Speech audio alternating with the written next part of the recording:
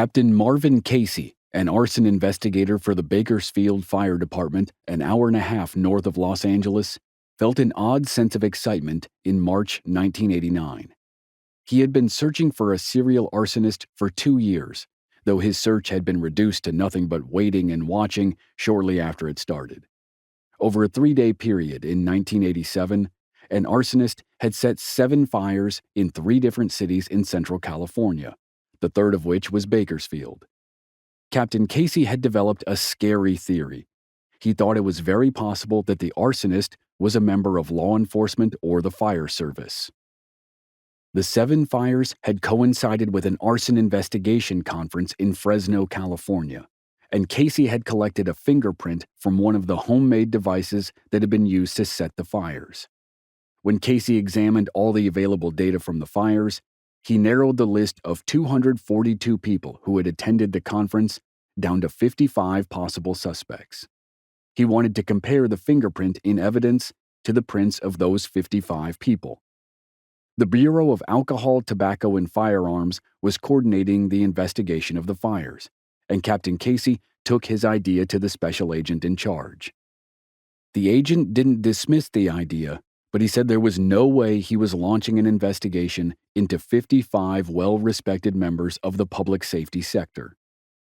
Casey needed to narrow his list to a much smaller number. At the time, Casey had no way to do that, so his search fizzled out for 2 years. In March 1989, it happened again. An arsonist set 6 fires over a 6-day period in conjunction with an arson investigation conference. Once again, the same type of device was used to set the fires, and the locations of the fires strongly suggested the arsonist was from Southern California.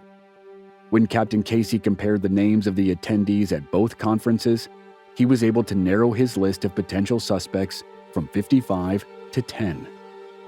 On that list was John Orr, the senior arson investigator for the City of Glendale Fire Department in the Los Angeles metro area.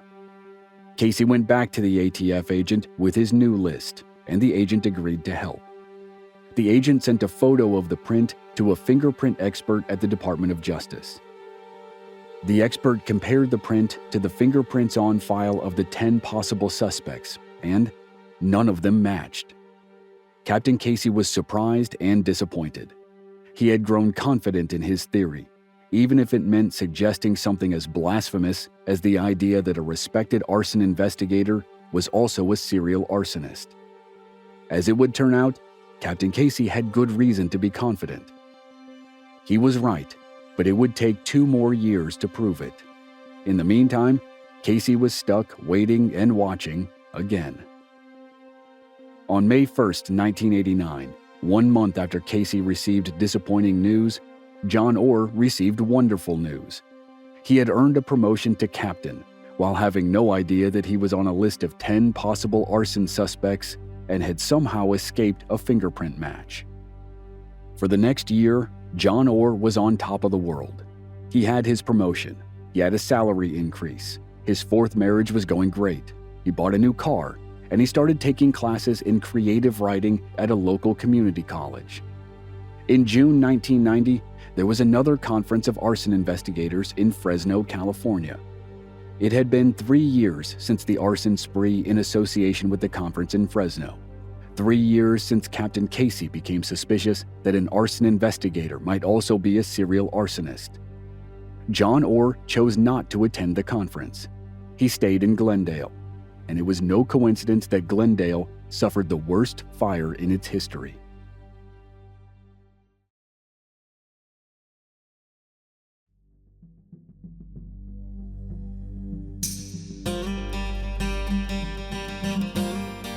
From Black Barrel Media, this is Infamous America.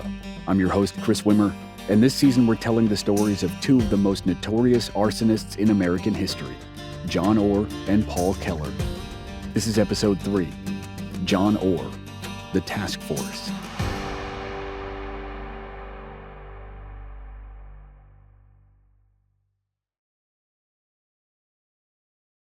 By 3 o'clock in the afternoon of June 27, 1990, The temperature in Glendale was 110 degrees Fahrenheit, 43 degrees Celsius. That wasn't a record, but it was close. Hot winds were blowing in from the desert and gusting 35 to 45 miles per hour. There had been no rain, so the grass, brush, and trees were bone dry. It was the perfect combination for a devastating wildfire, and that day, the Glendale Arson Investigation Unit was short-handed. John Orr, respected senior investigator, sent his partner Don Yeager to the Arson Investigation Conference in Fresno, 4 hours north of Glendale. John was usually the one who went to the conventions, but this time, when conditions were perfect for a brush fire, he stayed home. Wednesday afternoon, June 27th, just before 3:30 p.m., a resident in the College Hills neighborhood of Glendale spotted a small fire in the brush near the junction of two streets. The fire started crawling through the dry grass, brush, and trees which cover the portions of the hill that are not occupied by homes. It took no time at all for the strong winds to grab the embers from the flames and start throwing them everywhere. Frantic 911 calls started almost immediately, and they were different than in years past. For the last 10 years or so, small brush fires had plagued the region. Most were put out quickly and did little damage. But the College Hills fire of 1990 was different. The blaze started near the junction of Sweetbriar Drive and Calle Vaquero and quickly tore through the strip of land between the two streets. After the fire crossed that strip, rows of homes were at its mercy. Some of the homes caught fire within minutes.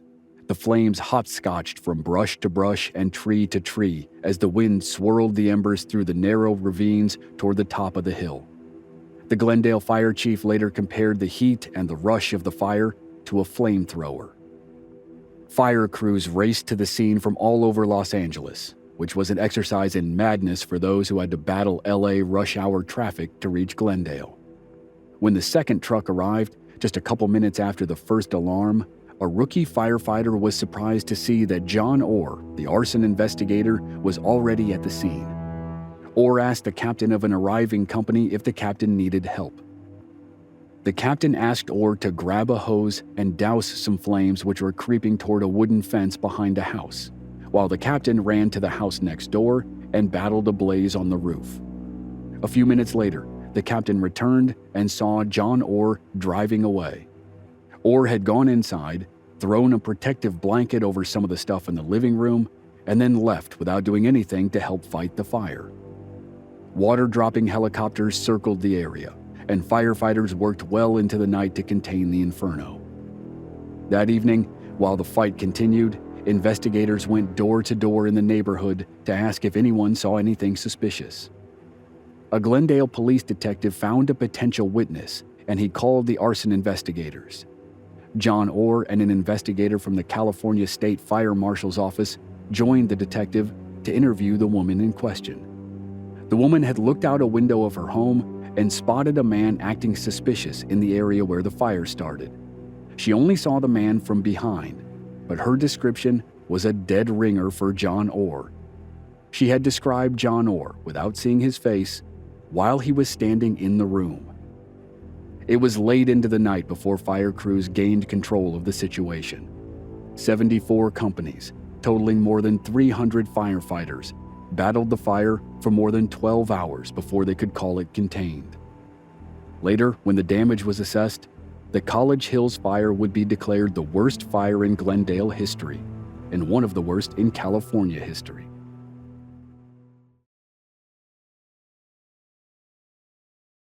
The College Hills fire destroyed or damaged 66 homes and caused an estimated $50 million worth of damage. It was one of the most destructive fires in California history until it was dwarfed by the twin catastrophes in January 2025. The Eden fire, which was centered in the community of Altadena, was only 7 miles from the College Hills fire 35 years earlier. The Eden fire damaged or destroyed more than 10,000 structures and killed 18 people. The Palisades fire, along the coastline between Santa Monica and Malibu, damaged or destroyed more than 9,000 structures and killed 12 people. Those numbers would have been as shocking in 1990 as they are today. The cause of both fires in 2025 is still under investigation, and in 1990, the investigation into the cause of the College Hills fire fell to John Orr. The two most important questions were, who did it and why? The investigator from the California State Fire Marshal's Office, who had partnered with John Orr for several hours on the day of the fire, believed he would have some early indications from Orr very soon. Orr had promised to call the investigator the day after the fire, but he didn't. Orr had promised to send the investigator a copy of his report, but he never did. And when John Orr's partner rushed back from the convention in Fresno, he unknowingly landed in a tense and confusing situation. Don Yeager, John Orr's third partner, found out about the fire at the end of his day at the convention. He left the conference first thing the next morning and hurried back to Glendale. When Yeager arrived, Orr seemed angry. He told his partner he had the situation under control. Yeager became frustrated and took his concerns to the battalion chief. In short order, John Orr used the situation to get rid of his third partner. Orr wanted his partner dismissed immediately, but the chief decided to keep Yeager on board until the end of the year. John Orr succeeded in getting Don Yeager transferred early, in October, and then Orr received his fourth and final partner. John Orr was finally satisfied. His young partner was eager to please and would do as he was told. And soon after they'd settled into a routine, the fires started. Over a 3-month period from December 1990 to March 1991, a series of fires hit LA like the city had never seen. It was a 2-part event, and part 1 started on December 10th, when a fire gutted People's Department Store in the community of Eagle Rock, where John Orr lived. 3 days later, Mort's Surplus Store in Burbank went up in flames. The next day, a fire broke out at Builder's Emporium in North Hollywood, the same store that had been hit by an arsonist in 1984, a few days after the fatal fire at Ole's Home Center. 3 days later, on December 17th, a fire started at a store called J.J. Newberry on Hollywood Boulevard. On December 26th, 3 fires started on the same day at Bed Bath & Beyond, Pier 1 Imports, and Stroud's Linens, all of which were on Ventura Boulevard in the Sherman Oaks neighborhood. 4 days later, on December 30th, the spree continued. A fire erupted at a store near Dodger Stadium, and then less than an hour later, a fire started a few miles away at a store on Sunset Boulevard. Those 2 fires were the end of part 1 of the series. There had been 9 fires in 20 days in northern communities of Los Angeles. There was a 2-month pause, and then part 2 started in communities on the southern end of Los Angeles. At 1:30 in the afternoon on Sunday, March 3rd, a fire exploded in a thrifty drugstore in a neighborhood called Wilmington. There were more than 100 people in the store at the time, and luckily they all made it out alive. Less than 45 minutes later, a fire started at another thrifty drugstore, that one in San Pedro. 2 weeks later, the fires cranked back up again in North Hollywood.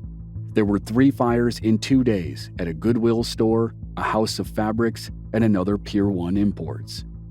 There was another pause of several days, and then the grand finale happened. The series on March 27, 1991, finally led the Bureau of Alcohol, Tobacco, and Firearms to dedicate full-time resources to stopping the serial arsonist in LA. On March 27th, there were 5 fires in 1 day, all in South LA communities and all within 2.5 hours of each other. The series started at 11:30 a.m. at a fabric store in Lawndale, the community that is just inland from Manhattan Beach. The fire destroyed the store, and that was the one that led to the involvement of the ATF. 30 minutes later, a floral supply store in Redondo Beach was the next target. 20 minutes after that, it was a thrifty drugstore in Redondo Beach. Then it was a J.J. Newberry store in Inglewood. And the final stop was a discount store, also in Inglewood. Fire companies in South LA ran around like mad that day. though they were fortunate that most of the fires did minimal damage. It was that first one, the one at D&M Yardage Fabric Store in Lawndale, that led to a 9-month investigation of John Orr.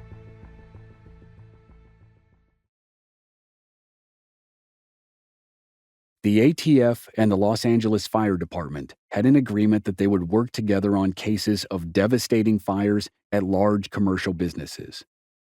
In such cases, when arson was heavily suspected, there was a good chance the business owner had burned down the business to collect insurance money. Or an organized crime group might be involved in the arson fraud. Or the group might simply have burned the business as punishment or to send a message. The fire at D&M Yardage qualified as a classic case for a joint ATF-LAFD investigation. The fire was estimated to have caused more than $1 million worth of damage, and it was suspected to be an arson case. On March 27th, while a pair of investigators, one from the ATF and one from the LAFD, sifted through the rubble at D&M Yardage, they heard reports about the other fires in the area. The LAFD investigator, Glenn Lucero, noticed immediate similarities between the fires on that day and some of the fires back in December. The key similarity was the incendiary device that had survived some of the fires. It was always the same type: a cigarette, 3 matches, a rubber band, and a piece of yellow notebook paper. The brands of cigarettes and the matches might change, but the formula was always the same. Very quickly, Glenn Lucero became worried. If the fires over the past 2 months were connected, then they weren't the work of a person who went on a random spree.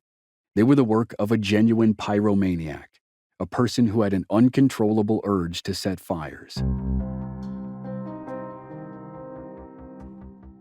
Glenn Lucero of the LAFD joined agents Ken Croak and Mike Matassa of the ATF to create a task force right after the fires in March. Lucero and Croak examined the incendiary device that had been found at one of the Redondo Beach fires. They welcomed a third member to the team, Special Agent April Carroll of the ATF. Lucero dubbed the group the Pillow Pyro Task Force because many of the fires in recent months had started in groups of pillows in retail stores. There was a list of 17 suspicious fires under investigation. 2 days after the fires of March 27th, one of Lucero's colleagues learned a valuable tip from an investigator up in the Central Valley. There was a fire captain named Marvin Casey in Bakersfield who had made some interesting connections about suspicious fires a couple years ago. He had an intriguing theory about the suspect, and most importantly, he had a fingerprint of the suspect which had come from the same type of signature device that was found in LA. Glenn Lucero, Ken Croak, and April Carroll hurried up to Bakersfield. Captain Casey regaled them with his info about the series of fires in the Central Valley in 1987 and the series in coastal communities 2 years later, both of which coincided with arson investigation conferences. He told them his theory that the arsonist was an arson investigator, and he gave them a copy of the suspect's fingerprint. But the fingerprint had been run through multiple databases, and it had not produced a match. The task force thought the information was interesting, but its response was muted. Since there was no fingerprint match, there was nothing they could do with it. When the crew returned from Bakersfield, Special Agent Matassa thought they should run the print again. Maybe they'd get lucky. Maybe the suspect had been arrested for something in the 2 years since the print was last searched. Glenn Lucero took the print to the LA County Sheriff's Lab. 2 weeks later, the task force received stunning news. The lab's computer identified a likely match to a man named John Orr, the senior arson investigator for the Glendale Fire Department. The task force was excited but puzzled. How was it possible that they now had a match for John Orr when he had been cleared by a fingerprint expert 2 years earlier in 1989? The answer was frustrating. It seemed to be human error. In 1989, the expert said the print was not a match for any of Casey's 10 suspects, but the print had not been submitted to computer databases for police or fire department employees. Now, in 1991, the computer said it found a likely match to a print that had been submitted by John Orr back in 1971 when he had applied for the LAPD. But that certainly wasn't the end of the matter. It was just the beginning. The next step for the task force was to go back to Bakersfield to see Captain Casey again.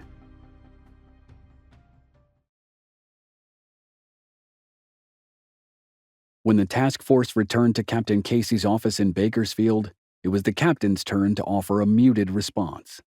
The task force hadn't been gung-ho about his theory 2 weeks earlier, but now they were back and they wanted more information. Clearly, something had changed. Something was happening that was related to Casey's theory, but the task force wouldn't tell him what it was. If anyone deserved to know the truth, it was Captain Casey, but he dutifully granted their request anyway. They needed to verify the chain of custody of Casey's fingerprint evidence. Without giving Casey the details, they needed to confirm that it was not possible that John Orr could have touched the signature device after the fire, but before it was collected by the fire department, or that he could have touched it after it was collected. Casey called in his team and verified that the print had not been contaminated by John Orr in any way. If John Orr's print was on the device, it was because he touched it before the fire. The trio thanked Casey and left him to, once again, sit and wait to see if his hunch was correct. Now the task force had to do the tedious due diligence on John Orr. They needed to examine his telephone records, his fire reports, and his movements to see if there were patterns which would sync up with the suspicious fires. To do that, they needed to have a difficult meeting.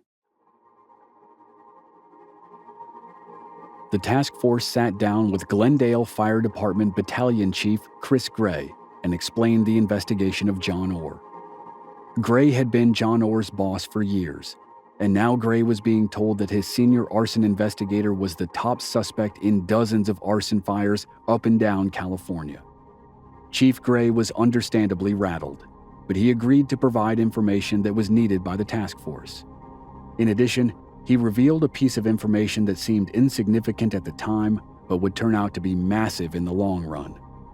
He said John Orr had been writing a novel. Orr had given the early chapters to Chief Gray, and Gray had not liked the material. The story had something to do with firefighters in LA, and the dialogue was vulgar, but that was about all Gray could remember. The task force filed away the information and assumed they would never use it again. Then the chief verified the more urgent development. In a few days, John Orr was scheduled to go to a 5-day training seminar in San Luis Obispo. Orr was going back to the region that was the epicenter of the series of fires in 1989. The task force organized a huge surveillance operation for the trip to San Luis Obispo, and they immediately learned that John Orr was no amateur. When John Orr left his house on Saturday morning, April 27th, to start the drive, there were 6 cars of undercover ATF agents waiting to follow him, and a small plane that would track him from the air. John hopped in his car and drove to the 134 freeway, which would take him west toward the coast. The second he entered the freeway, he slammed down the gas pedal and rocketed through traffic.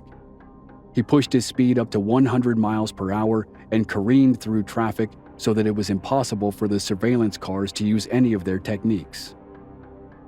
John drove so fast that he was miles down the road before the surveillance plane could even get off the ground.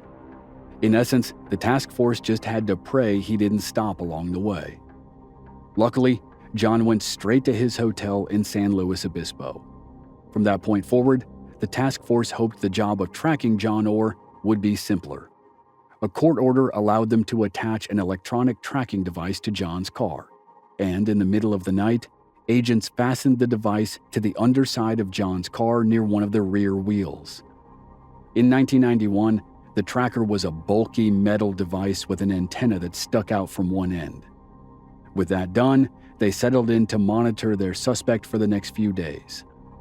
Sunday, the day before the conference, was pure boredom. On Monday, there was a little excitement when John bought a pack of cigarettes.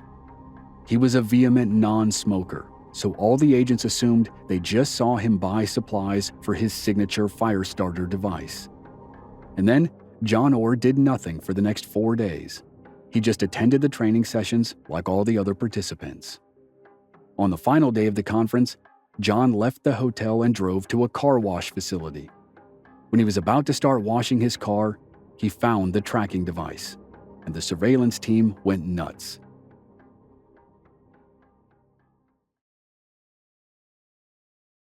The magnetic tracker had fallen loose from its original position, and the antenna was hanging down in plain sight. John examined the device as the surveillance teams stared in horror from various points in the distance. They thought their operation was blown, and they all started shouting into their radios. The task force had to make a decision: arrest John Orr now, or let him go and see how it played out. They let him go to see what he would do next. John sped directly to the San Luis Obispo Police Department and ran inside. Moments later, he sprinted back outside, hopped into his car, and drove away. Surveillance units followed John while other agents ran into the police station to find out what had happened. In the station, the agents learned that John thought he had a bomb strapped to his car. Instead of waiting for the bomb squad to come to him, John was now driving to the bomb squad. The explosives ordnance disposal range was only 2 miles outside of the city of San Luis Obispo, so the task force had to act fast. Agents worked with the police department to call the bomb squad and explain the plan. Moments later, John roared up to the headquarters of the bomb squad like he was trying to outrun a tornado. He hurried inside and talked to a sergeant. The sergeant followed John out to his car, crawled under it, and removed the device. The sergeant followed instructions that had been provided by the task force. He told John the bomb was just a harmless fake. Someone at the conference must have thought it was a funny joke. The sergeant kept the device, and he was pretty sure John believed the lie. But Mike Matassa was skeptical. John returned to the hotel and finished the conference as planned. The task force followed and watched, but John did nothing incriminating. Back in LA, the task force was stuck. At the time, they were confident they could convict John Orr for one of the fires in Bakersfield in 1987, but that was it. They only had thin circumstantial evidence to connect him to dozens of other suspicious fires. The prosecutors who would handle the courtroom trials wanted more. They wanted hard evidence of John Orr planting his signature device in a business with the intent to start a fire. Even though the task force was concerned that its cover was blown, the operation had to continue. Throughout the month of May 1991, the task force continued its surveillance while also sifting through telephone records and other information which had been secretly provided by Battalion Chief Chris Gray to see if there were any noticeable patterns between John Orr's movements and the suspicious fires. Agents snapped a photo of John Orr when he was out of uniform so they could put it in a photo lineup and show it to witnesses from some of the fires. 2 witnesses from the recent LA fires positively identified John Orr as a man who had been in their stores right before the fires. The legwork continued all summer. The task force followed John Orr, it re-interviewed witnesses, and it synced up Orr's movements with suspicious fires. That was another positive but circumstantial development. Investigators discovered John Orr had been on duty but alone and out of the office during every fire in December 1990 and March 1991. By September 1991, the task force knew it was close to arresting John Orr, and Agent Mike Matassa needed to make the phone call that had been 4 years in the making. Matassa called Captain Marvin Casey of the Bakersfield Fire Department and told Casey that he had been right all along. John Orr, the arson investigator for the Glendale Fire Department, was the worst serial arsonist in California history, and probably in American history. Captain Casey was validated, and he would deserve a lot of credit when John Orr was arrested. The trouble was, the attempt to arrest John Orr while he was in the act of setting a fire would be costly. If Orr knew he was the subject of an investigation, he simply didn't care, and it didn't stop him from setting more fires.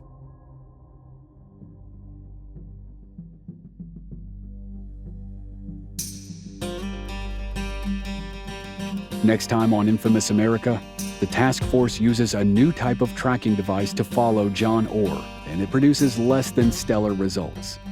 Orr is at the scene of a fire at a world-famous movie studio and 2 more in Glendale. It becomes clear that he won't stop until somebody stops him, and the task force finally makes its big move. That's next week on Infamous America. Members of our Black Barrel Plus program don't have to wait week to week for new episodes. They receive the entire season to binge all at once with no commercials, and they also receive exclusive bonus episodes. Sign up now through the link in the show notes or on our website, blackbarrelmedia.com. Memberships are just $5 per month. This series was researched and written by myself and Rhea Perowit. It was produced by Joe Guerra. Original music by Rob Valier. I'm Chris Wimmer. Thanks for listening.